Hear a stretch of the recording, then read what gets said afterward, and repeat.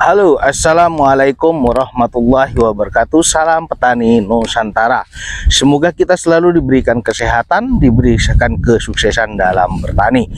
Baik sahabat petani, kali ini saya akan berbagi pengalaman kembali kepada sahabat petani terkait dengan tanaman jagung sahabat petani. Namun kali ini yang akan saya bahas ya sahabat petani terkait dengan tanaman jagung dengan menggunakan sistem tanpa olah tanah atau lebih dikenal dengan TOT sahabat petani. Nah ini ya, ini lahan tanaman jagung saya yang kali ini saya lakukan penanaman menggunakan sistem TOT atau tanpa olah tanah ya sahabat petani.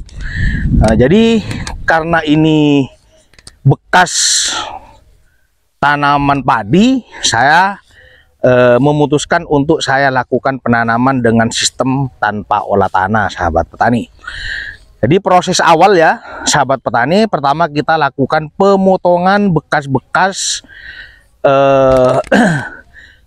atau sisa dari padi sahabat petani. Ya ini ya, kalau di wilayah saya itu dikenal dengan di koset sahabat petani. Ini kan tidak ada kan bekas-bekasnya, ini tidak ada.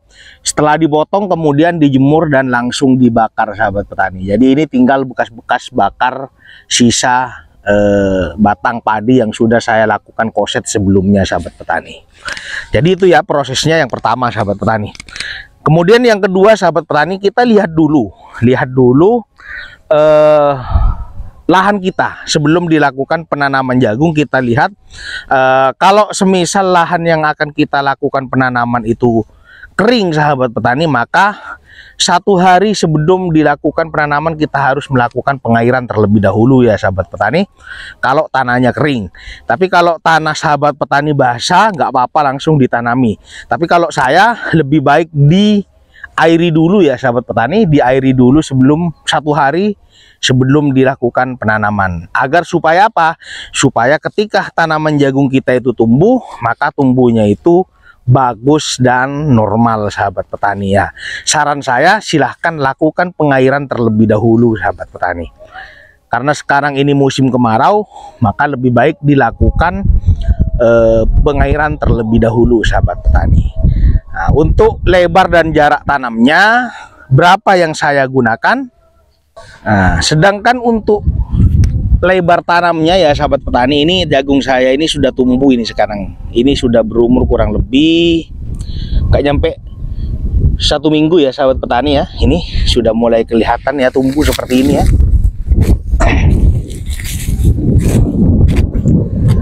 Nah ini sudah mulai kelihatan ya sahabat petani ya.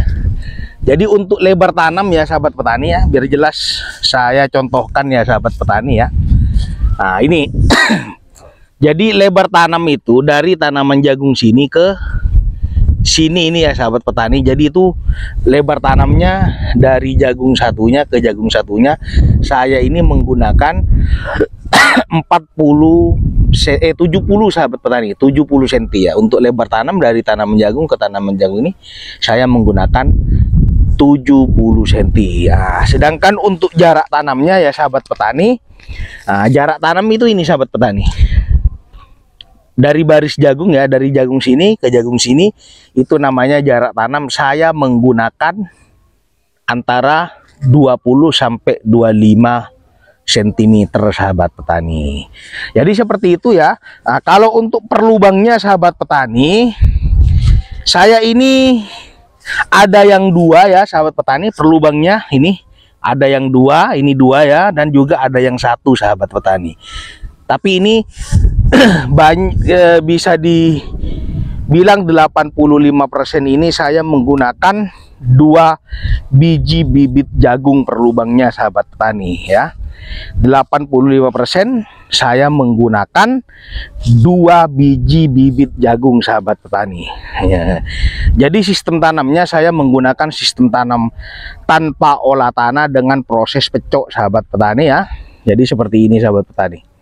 Ini bekas bakar-bakar semua ya sahabat petani ya. Itu ulu-ulu airnya itu sahabat petani ya. Itu ulu-ulu airnya. Sedang kontrol air karena sebagian sini masih ada yang belum panen ya sahabat petani. Nah, untuk bibitnya sahabat petani, ini dia. bibit yang saya gunakan kali ini ADV Ruby, sahabat petani. Ini bukan endorse ya, hanya berbagi pengalaman saja kepada sahabat petani ya. Ini menggunakan ADV Ruby. Nah, saya biasanya menggunakan P21, sahabat petani. Karena ini saya coba-coba dulu lah menggunakan ADV Ruby. Nah, ini ulu-ulu airnya ini, sahabat petani ya. Ini yang selalu melakukan pengairan terhadap lahan-lahan pertanian yang perlu dilakukan pengairan, sahabat petani. Benih ke YouTube. Nah, ini ulu-ulu airnya ini, sahabat petani ya. Jadi kalau butuh pengairan, ini Pak Yaya ini yang lakukan pengairan ini, sahabat petani ya. Ini ngontrol ini, sahabat petani. Ini luasnya ini ada berapa hektar di sini? Ada 10 hektar lebih ya, sahabat petani. 14 hektar. Ada 14 hektar katanya, sahabat petani. Ini ulu-ulu airnya. Jadi kalau bekas setelah dilakukan penanaman padi, rata-rata petani di wilayah saya itu menggunakan sistem tanam tanpa olah tanah ya, sahabat petani ya. Sebagian, tapi ada juga yang dibajak itu. Ini dibajak ini, tapi bukan dibajak total ya, di koset saja, sahabat petani ya. Kalau ada yang juga dibajak total, sahabat petani.